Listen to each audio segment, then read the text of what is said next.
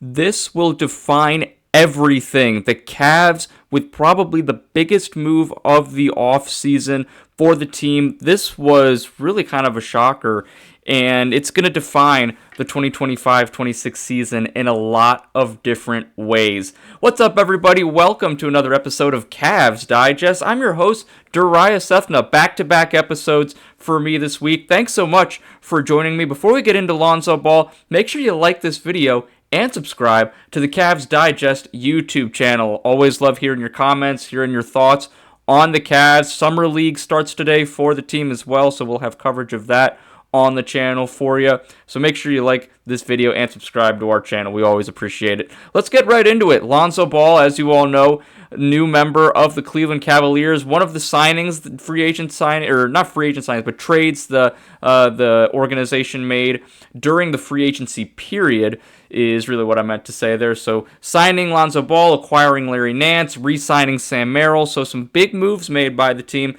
and they're going all out because this is a huge year. It's a huge year for Darius Garland and Donovan Mitchell, the two starting guards of the team. This is really, it's championship or bust now, right? It's also a big year for Evan Mobley, the reigning defensive player of the year. We saw this was the best season of his career, and he's only going to get better. So this is another massive step for him in the 25-26 season. But it's also a big year, as I mentioned, for this guy as well, Lonzo Ball, who was traded from the Chicago Bulls to Cleveland in exchange for star guard Isaac Okoro, as we saw a couple of weeks ago in this tweet from Shams Charania, the first to break the news. Bulls were trading just a simple two-player trade, straight up Okoro for Lonzo Ball. So Chicago gets a defensive specialist and an improved shooter in Isaac Okoro, while the Cavs, after letting Ty Jerome walk in free agency, regain another guard, probably going to be that backup point guard, is Lonzo Ball. So those are kind of the specifics on the trade. Lonzo Ball arrived in Cleveland earlier this week, July 6th to be more specifically. The deal was finalized the week before on June 28th. So it's an exciting time for not only Lonzo Ball, but just Cavs fans in general, because this is a really intriguing piece who I'm very excited to see how he fits within the roster. Before we get into kind of more of the specifics and how Lonzo Ball meshes with this Cavs team, let's get the numbers for you, because Lonzo Ball, it's been a rough couple of seasons for him, to say the least. We'll get into that quote in a little bit. But let's look at these stats, right? He's only played in 35 games in each of the last two seasons. Both of those seasons were with the Chicago Bulls. So in those 35 games last year, more specifically, averaged about 8 points per game, 3 assists per game, shooting, kind of average, 36%, 34% from three. Certainly hasn't lived up, it's safe to say, has not lived up to those expectations of being the number 2 pick to the Los Angeles Lakers back in 2017. And if you think about it, it just seems like that was so long ago, almost, a different time period, if you will. So it's certainly been a while, and, and just the fact that Lonzo hasn't really lived up to that potential, I guess, for some NBA fans, especially Lakers fans, has been somewhat frustrating. But I think what's great about that is that all that chapter of Lonzo Ball's life is kind of behind him. And he talked about that, and this is where we bring up the quote. When he came to the Cavs facility earlier this week, spoke to the media, and just talked about the current situation that he's in. And this is what he said: "I couldn't ask for nothing better than this. I think it's a great situation for my play style," and I'm going to get into why that is in a little bit here. But the rest of what Lonzo said: "I just really want to get into the arena and put on a show for the fans and win as many games as possible." And I certainly think Lonzo Ball has the opportunity to do that. And when I was listening to this quote, what really stood out to me was just how happy Lonzo is, how just grateful he is, and he seems just like he's really in a good place now. Well, when we get back to Lonzo Ball, specifically more related to his family, a couple weeks ago, I had the chance to read an article about Lonzo Ball and his family that was in this edition of Slam magazine that came out a couple months ago. And really, the article talked about the father, as you know, LeVar Ball, especially back when Lonzo was in the drafting process, the recruiting process to the NBA. LeVar's name was everywhere. He was on every talk show, hyping up his son, and you could tell a great father figure, a very encouraging father. And talked about back in January, LeVar actually was hospitalized, had his right foot amputated, and 4 blood transfusions after suffering some complications with diabetes. Now, why do I bring this up? I bring this up because during this time, it was also when LeVar Ball questioned to himself, and he mentions this in the article, is this worth it anymore? Is my life worth just to continue moving forward and keep pushing? And then he reflected back in the article and talked about how all 3 of his sons were in such great stages of their life. Obviously, Lonzo still in the NBA, rehabbing his way, continuing to fight through. LaMelo Ball of the Charlotte Hornets, an up-and-coming star in this league.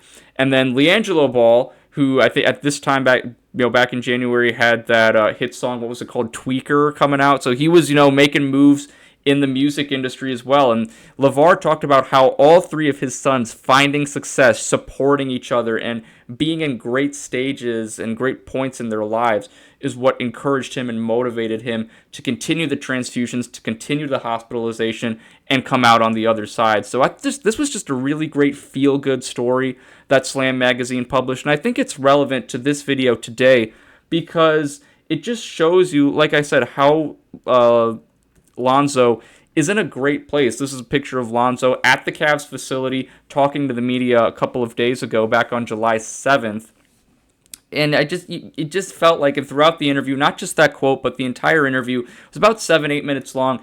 It just seems like he was at peace in his life and knew that he was in a really good situation and was just excited to get back onto the court.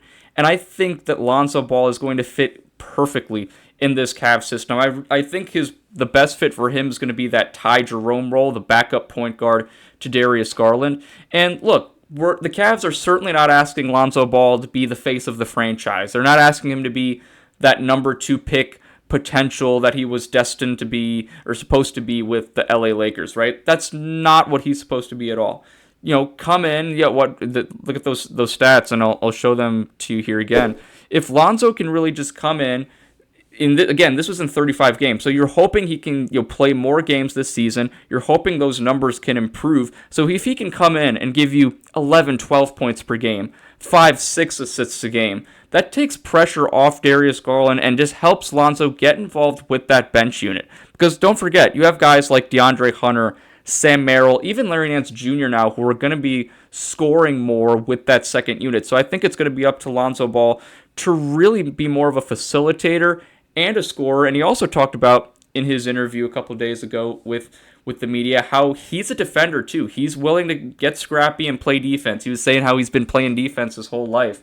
So I think this is going to work out really well for the Cavs. I think Lonzo, just mentally, it seems like he's in a very good place, spiritually as well. And like I said, there's the pressure is on him to have a good year, but the pressure is not on him to be, that number 2, live up to that number 2 pick potential.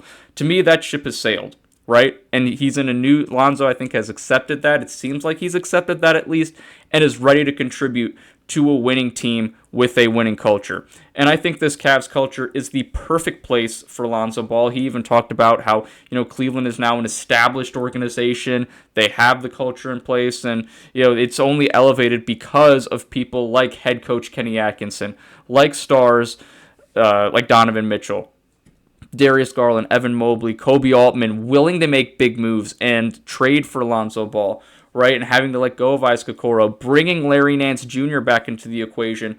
I just think this Cavs culture right now is at its peak, and that is why the pressure is so high for this team. This team has a lot of expectations, and now with the signing of Lonzo Ball, I think this truly will define how his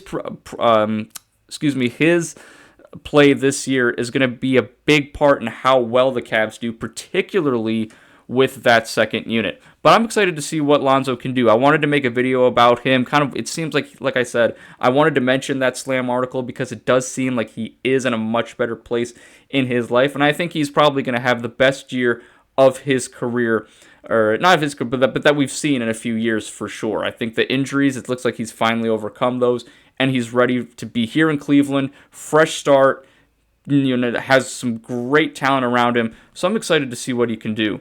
Lonzo Ball, as we said, being traded from the Chicago Bulls to the Cleveland Cavaliers, and we'll see what happens. Like, again, not as much pressure on him. There's pressure on this Cavs team in general, but I think Lonzo Ball specifically is going to fit very well with this Cavaliers team. What are your thoughts on Lonzo Ball? How well do you think he fits? Should he be the backup point guard? Should he be a starter?